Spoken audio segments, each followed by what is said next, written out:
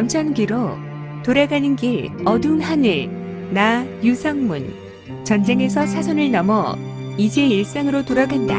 돌아가는 길목에 서서 하늘을 보았더니 하늘은 먹장 구름으로 온통 어두웠으니 일인지문 밀문의 문이 열렸으니 밀종천하 관선징앗 신비문주의 거보는 천하 안녕의 보보였으니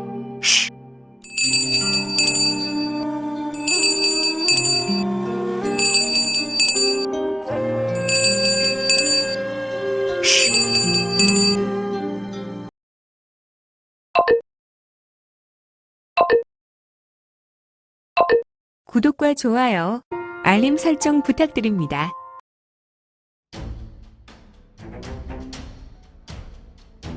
암천기로 프롤로그. 곤륜문화 유성문은 마지막 전쟁을 치른 후에 일상으로 돌아가려 하였다.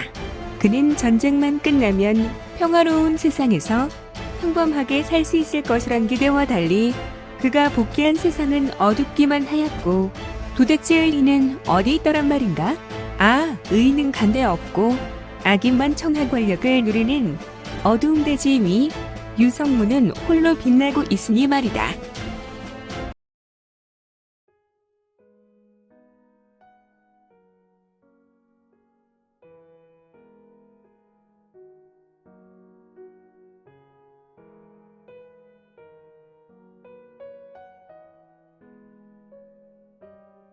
제7장 묵노의 울음 2화.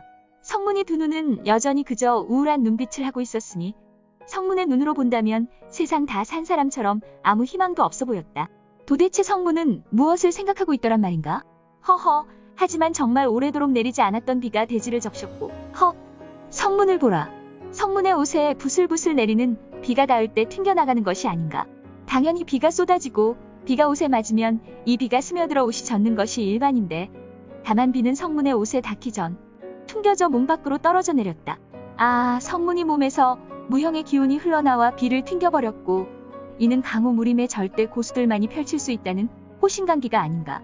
아무튼 성문은 몸에서 은은히 흘러나온 극강의 호신강기로 비는 그의 몸을 닿기도 전에 퉁겨져서 땅으로 떨어져 내렸고 지금 내리는 비는 금세 강한 호우가 되어 길을 적셔버렸다. 성문은 무력답수의 보법으로 물 위를 지려밟고 귀신과 같이 홀련히 미끄러져서 나아갔고 그는 한동안 이런 보법으로 이동하다가 자신이 운영하는 경천에인 착방으로 스르 사라졌다. 성문은 신출귀몰한 경신법과 보법을 계속해서 이용하여 자리에서 어두움 속으로 사라졌으니 경천에인 착방 1층의 일은 유성문의 귀에 매우 이상한 기음이 울렸다. 마치 여인이 흘리는 울음소리와 같았다. 경천에인 착방 3층은 점소이들의 거처가 있었다. 이들은 대부분 고아와 같은 이들이기 때문에 점소이들은 이곳 경천에인 착방 3층에서 기거하고 있었다. 낮에 점소이들이 하는 말을 성문은 귀담아 듣고 있었고 자정이 지나서 들린다는 여인의 울음소리를 확인하기 위해 이 밤에 착방으로 온 것이다. 성문은 마치 유령과도 같이 공중에 부양했고 소리를 내지 않기 위하여 어른 무릎 높이로 날아서 이동하였고 그는 경천에인 주방으로 홀련히 들어갔다. 경천에인 주방은 지하 창고로 내려가는 계단이 있었는데 주방으로 들어간 성문은 지하 계단을 이용하여 지하로 서서히 내려갔다. 힝. 마치 여인이 우는 듯한 소리는 지하에 든 성문의 귀에 더욱 뚜렷하게 들렸고 성문은 이 소리가 나는 곳으로 천천히 이동했다. 그리고 성문은 드디어 소리가 나는 곳에 도착하였는데 허허허. 귀신? 소리가 나는 곳에는 아무도 없는 막다른 곳이었고 밖에 비가 와서 그런지 지금 이곳은 매우 습한 기운이 돌았다.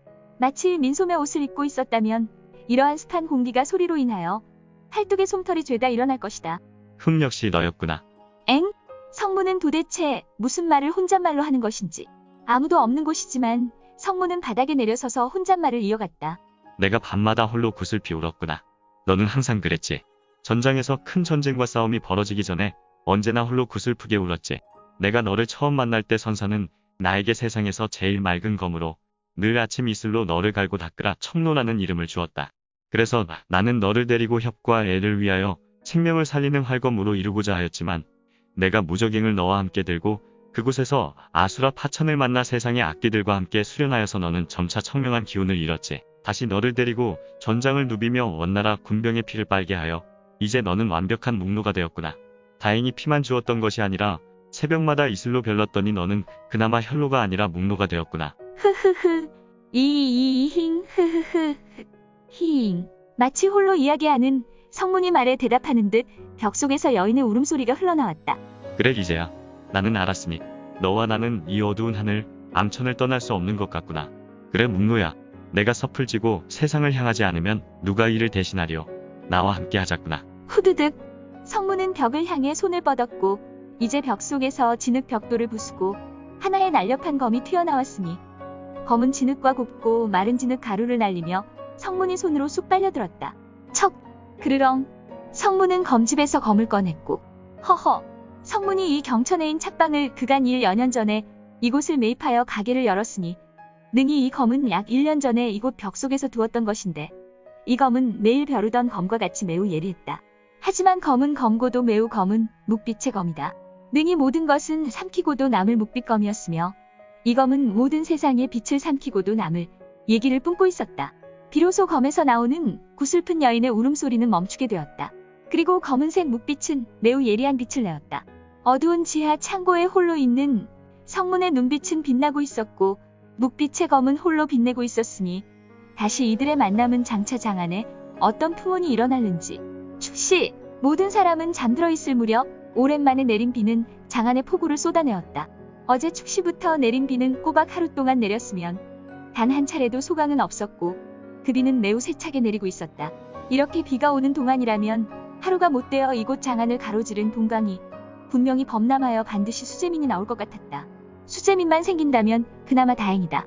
이 괴악한 수많은 인명을 죽게 만들 수 있었고 이 폭우는 오늘 진시가 고비일 것 같았는데 약 1년여간 내리지 않았던 비가 하필 이런 폭우라니.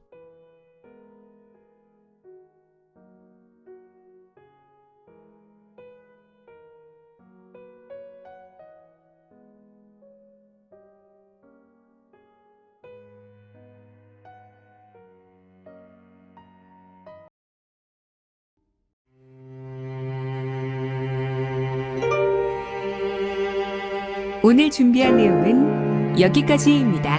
아쉽지만 다음 시간에 만나 뵙겠습니다.